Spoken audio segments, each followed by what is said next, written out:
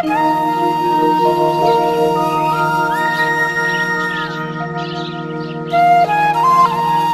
नमो भगवते वासुदेवाय।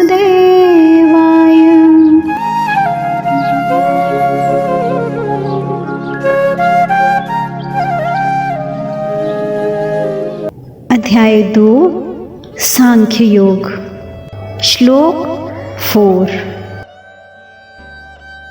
अर्जुन उवाच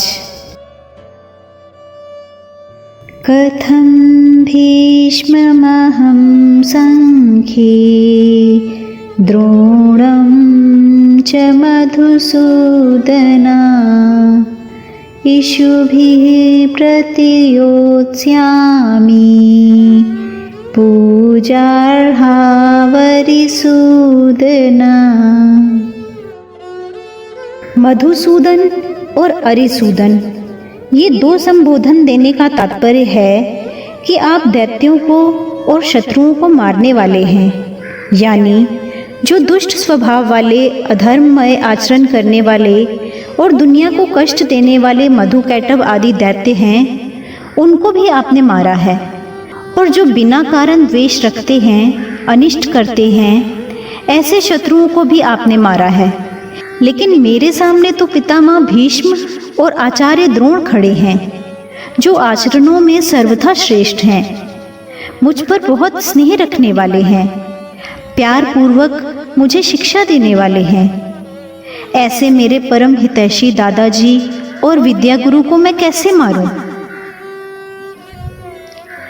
कथम भीष्ममहं संख्ये द्रोणं च। मैं कायरता के कारण युद्ध से विमुख नहीं हो रहा हूँ, बल्कि धर्म को देखकर युद्ध से विमुख हो रहा हूँ। लेकिन आप कह रहे हैं कि ये कायरता, ये नपुंसकता तुम्हारे में कहाँ से आ गई? आप जरा सोचें कि मैं पितामह भीष्म और आचार्य द्रोण के साथ बाणों से युद्ध कैसे करूं? महाराज, ये मेरी कायरता नहीं है। कायरता तो तब कही जाए जब मैं मरने से डरूं। मैं मरने से नहीं डर रहा हूं, बल्कि मारने से डर रहा हूं। संसार में दो ही तरह के संबंध मुख्य हैं, जन्म संबंध और विद्या संबंध।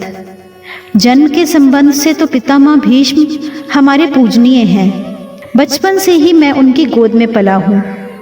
बचपन में जब मैं उनको पिताजी पिताजी कहता, तब वे प्यार से कहते कि मैं तो तेरे पिता का भी पिता हूँ। इस तरह वे मुझ पर बड़ा ही प्यार स्नेह रखते आए हैं। विद्या के संबंध से आचार्य द्रोण हमारे पूजनीय हैं। वे मेरे विद्या गुरु हैं। उनका मुझ पर इतना स्नेह है कि उन्होंने खास अपने पुत्र अश्वत्थामा को मेरे समान नहीं पढ़ाया। उन्होंने ब्रह्मास्त्र को चलाना तो दोनों को सिखाया, पर ब्रह्मास्त्र का उपसंहार करना मुझे ही सिखाया, अपने पुत्र को नहीं।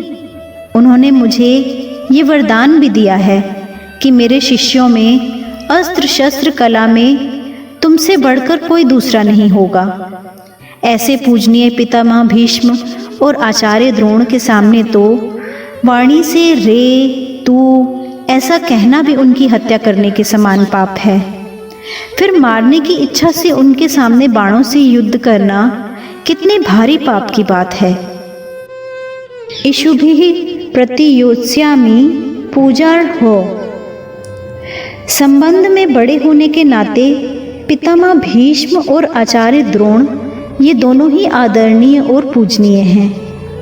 इनका मुझ पर पूरा अधिकार है, इसलिए ये तो मेरे पे प्रहार कर सकते हैं, पर मैं उन पर बाणों से कैसे प्रहार करूं?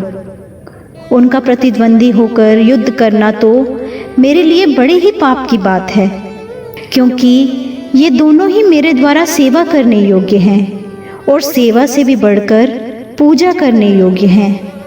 ऐसे पूज्य जनों को मैं बाणों से कैसे मारूं? पहले के श्लोक में अर्जुन ने उत्तेजित होकर भगवान से अपना निर्णय कह दिया। अब भगवत वाणी का असर होने पर अर्जुन अपने और भगवान के निर्णय का संतुलन करके आगे क्या कहते हैं, इसे आगे के श्लोक में बताते हैं। अपने बच्चों को अच्छे संस्कार दें और उनको एक अच्छा इंसान बनने में हेल्प करें। एक अच्छा जीवन जीने में भगवद गीता हमारा मार्गदर्शन करती है। अगर आपको अच्छा लगे तो इस चैनल को सब्सक्राइब करें और बेल आइकॉन पे प्रेस करें। अपने बच्चों और जानने वालों के साथ इसे शेयर करें।